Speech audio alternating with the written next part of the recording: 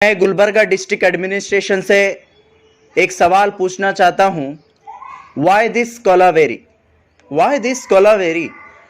जब सेक्शन 144 तोड़कर वक्फ बोर्ड के ट्रिब्यूनल का जो ऑर्डर है उसको तोड़कर 500,000 लोगों की रैली लेकर एक शासक, एक union minister government degree college के अंदर पनाह लेते, गवर्नमेंट फायर स्टेशन पर पनाह लेते अलंद के, और उसके बाद गवर्नमेंट बस स्टैंड में जमा होकर वो एहतजाज करते, लेकिन कोई उसके ऊपर बात नहीं करता, कोई उसके ऊपर एफआईआर नहीं होता, कोई उसके ऊपर कार्रवाई नहीं होती। जब इसके बारे में एसपी मैडम से सवाल किया जाता तो एसपी मैडम बोलते मैं वर्दी पहनकर बैठी हूं, यहां पर किसी का पक्षपात करने के लिए नहीं बैठी हूं बोलकर एसपी मैडम बोलते हैं। लेकिन एसपी मैडम सिर्फ उन लोगों के ऊपर सेक्शन 144 तोड़ने पर सिर्फ और सिर्फ कोर्ट में एक पिट्टी केस, एक पिट्टी कंप्लेंट दर्ज किए हैं। उसके अलावा उन लोगों के ऊपर कोई कार्रवाई नहीं करे जो गवर्नमेंट डिग्री कॉलेज में वो लोग जमा होकर वहां पर झंडों के साथ बड़ी बड़ी लाठियां लेकर खड़े हो गए थे। उनके पास पूरा प्रिपरेशन था, सब कुछ रहने के बावजूद, और ओपनली सोशल मीडिया पे वो हिंदू बनाम संगठन के नाम से वो लोग डाल रहे थे कि हम दरगाह, लाडले मशाक की दरगाह को तोड़ेंगे और वहां पर मंदिर बनाएंगे। ऐसे ऐसे स्टेटस व्हाट्सएप पे रख रहे थे जिसको कम्युनल हार्मोनी को डिस्टर्ब करने के लिए पूरे तमाम चीजें वो लोग वहां पर कर रहे थे। वो चीज एसपी मैडम को और डिस्ट्रिक्ट एडमिनिस्ट्रेशन को नहीं दिखाई दी, लेकिन अलंद के अंदर ये बोल रहे हैं कि हजारों लाठियां मिली, पत्थर मिले, सब मिले। क्या आपका इंटेलिजेंस क्या सो रहा था? क्या नींद की गोलियां लेकर सो रहा था? क्या आपको नहीं पता था कि इतना सेंसिटिव केस है बोलकर? क्या आपको नहीं मालूम था? क्या आपको नहीं पता था इसके बारे में? फिर भी आप लोग क्यों काम नहीं करे? जब आपको लकड़ियां वहां पर मौजूद थी बोलकर मालूम हुआ, जब आप वहां पर आपको मालूम पड़ा कि वहां पर पत्थर रखे गए हैं मारने के लिए, तो आप क्यों सीज नहीं करे वक्त से पहले? जब आप बोल रहे हैं कि 28 को ही बिफोर एक दिन पहले ही आपको मालूम था, आप एफआईआर भी करे थे, वो करे थे, ये करे थे, आप दो जगह दो बयानबाजी कर रहे हैं। आप एक ओहदे पर हैं, आप एक आईपीएस ऑफिसर्स हैं, आप एक आईएएस ऑफिसर हैं, आप लोगों को किस तरीके से बात करना चाहिए आपको खुद को नहीं मालूम?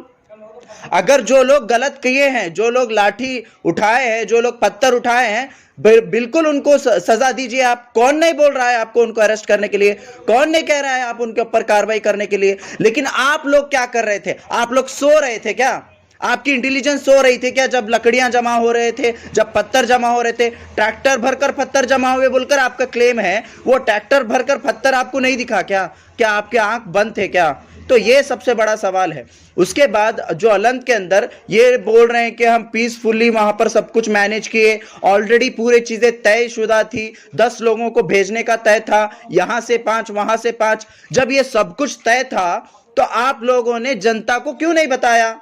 जब जनता को बताना चाहिए था ना आपको, आप क्यों पब्लिक को नहीं बताया? तो आप चाहते थे ही ये होना है, आप इंटेंशनली आप चाहते थे कि ऐसा हो, ऐसा लगता है मुझे। आप दरगाह कमेटी के ऊपर ढकल रहे हैं। आप बोल रहे हैं एक तरफ डीसी सर जैसे ही पूजा करके बाहर आने के बाद पब्लिक टीवी पे, टीवी चैनल्स पे, सब जगह पर बयान देते हैं कि दरगाह कमेटी पूरा कोऑपरेट करी है, इसी के वजह से हम वहां पर जाकर पूजा करने में कामयाब हो गए उन लोगों को लेकर बोलकर आप बोलते हैं। आप लोग दो बातें क्यों कर रहे हैं? क्या आप लोग कर रहे हैं? दरगाह कमेटी एक तरफ आपको कोऑपरेट भी कर रही है, आप बोलते हैं, फिर उनके ऊपर बड़े बड़े सेक्शंस डालकर उन लोगों को, तमाम लोगों को आप अरेस्ट कर रहे हैं, और उन तमाम लोगों को वो बाकी के लोग भाग गए हैं डर से। अब दोनों तरफ आप ही बात कर रहे हैं, ये कैसी बात कर रहे हैं आप? तो टोटली कंफ्यूजन क्रिएट कर रहे हैं अवाम के अंदर। और उसके बाद जब गुलबर्गा में हम इस अरेस्ट के खिलाफ, इस जो इनोसेंट लोगों को जो अरेस्ट किया गया है और जो वहां पर इलीगल एक्टिविटी हुई है, जो सेक्शन 144 को तोड़ा गया है, उसके ऊपर जब हम एहतजाज कर रहे हैं यहां पर peacefully, democratically, doctor Baba Saheb Ambedkar के स्टैच्यू के सामने, तो आप हमारे लोगों पर 40 से 50 लोगों के ऊपर आप एफआईआर बुक करते हैं।